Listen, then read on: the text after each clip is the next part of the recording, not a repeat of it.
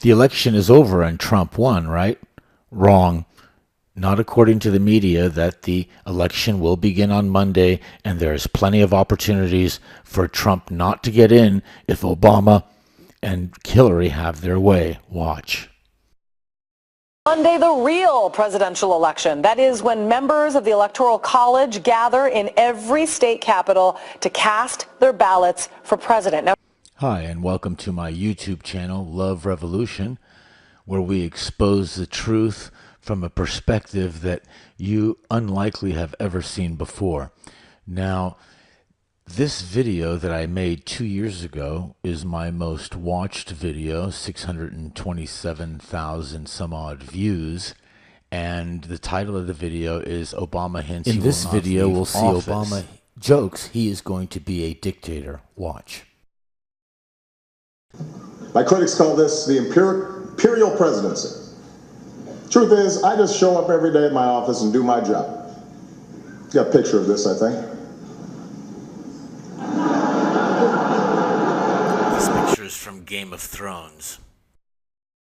It is strange to think that I have just 2.5 years left in this office. Everywhere I look, there are reminders that I only hold this job temporarily.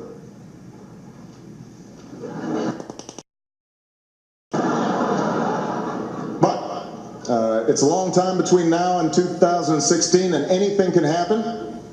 Okay, so he has left at least 3 or 4 hints that he is not leaving and is going to be a dictator. Let's just hope this is all jokes and that the truth is not told in jokes here, but let me tell you, I will not be surprised if something happens between now and then, like he says. Anyway.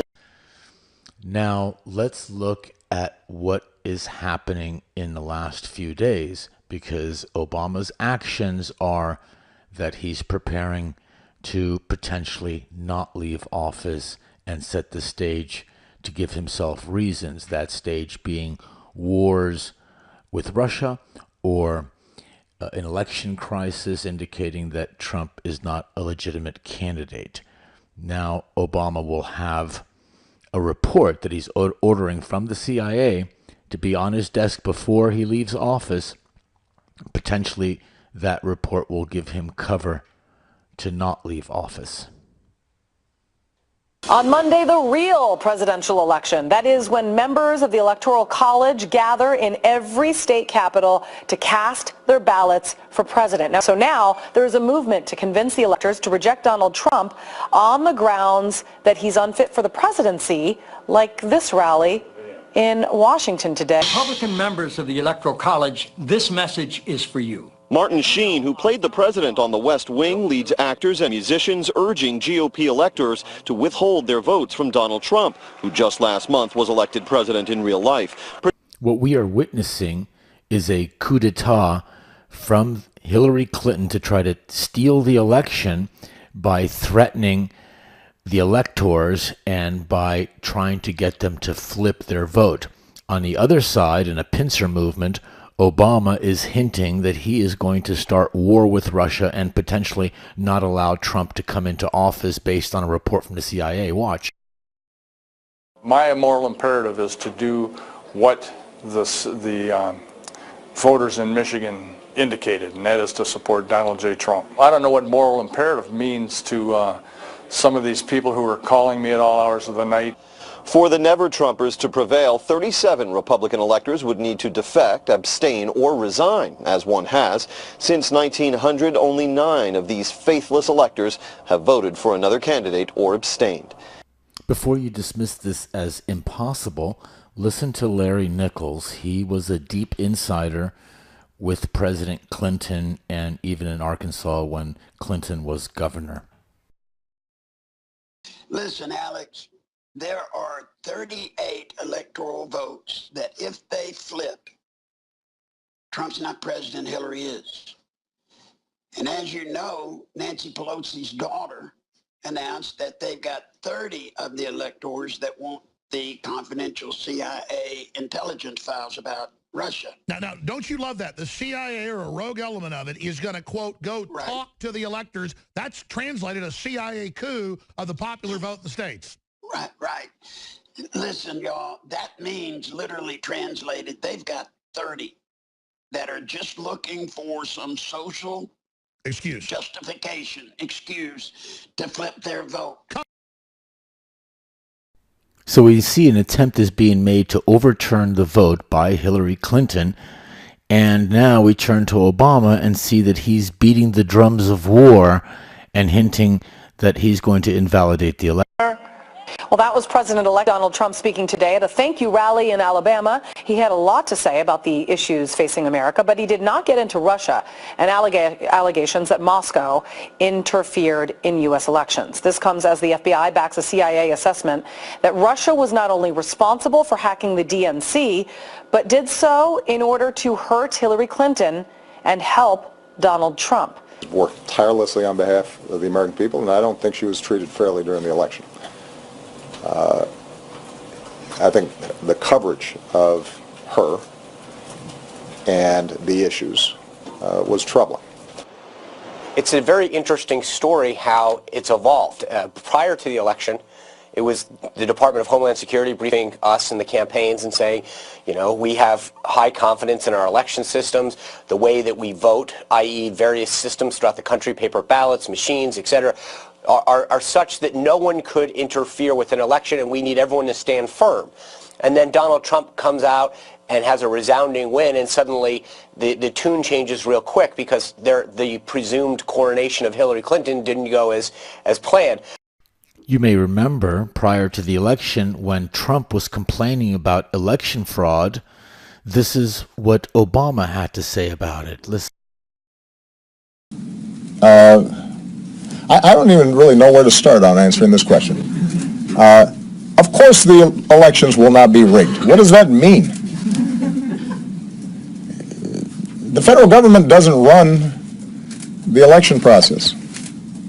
States and cities and communities all across the country, they're the ones who set up the voting systems and the voting booths. And if Mr. Trump is suggesting that there is a conspiracy theory that is being propagated across the country, including in places like Texas,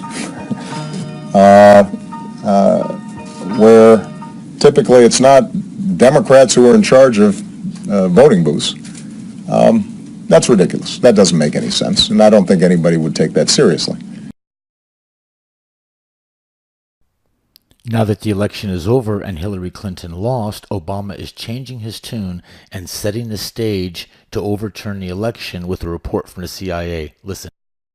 Now President Obama is ordering the intelligence community to conduct a full review of Putin's meddling and all cyber attacks connected to U.S. elections going back to 2008. This is a major priority for the President of the United States. He directed his intelligence community and national security officials to take this on. He expects that report to be issued to him before he leaves office. The only reason to have a report about Russian hacking before he leaves office is to act on it before he leaves office.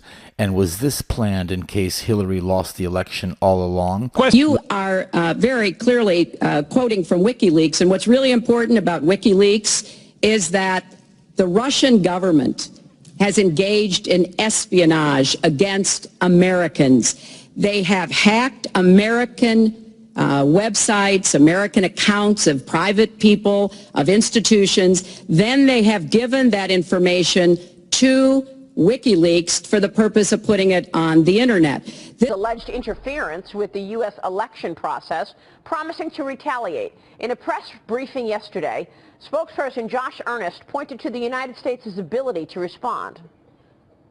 The United States retains significant, extensive cyber capabilities that exceed the capabilities that are wielded by any other country in the world.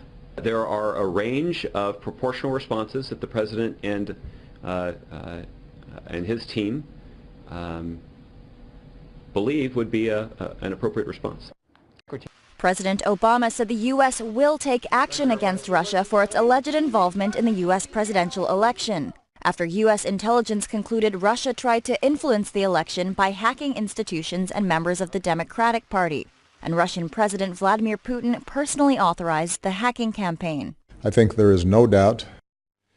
There's another issue going forward. Is it necessary for the security of the United States that Russia pay some price for doing this? If, as they said, after you said they did it. I think there is no doubt that when any foreign government tries to impact the integrity of our elections, that we need to take action, and we will, at a time and place of our own choosing. Some of it may be explicit and publicized, some of it may not be. But Mr. Putin is well aware of my feelings about this because I spoke to him directly. Russian officials have denied the allegations. U.S. President-elect Donald Trump has also discounted the U.S. intelligence. In a Twitter message Thursday, he wrote, "If Russia or some other entity was hacking, why did the White House wait so long to act? Why did they only complain after Hillary lost?" We've had cyber intrusions. Watching this video, please subscribe to this channel. I'd like to hear your comments and share this video with your friends. This channel is not just about exposing the conspiracies against humanity, but it's also about providing solutions from a biblical perspective here in Jerusalem, Israel. Thank you.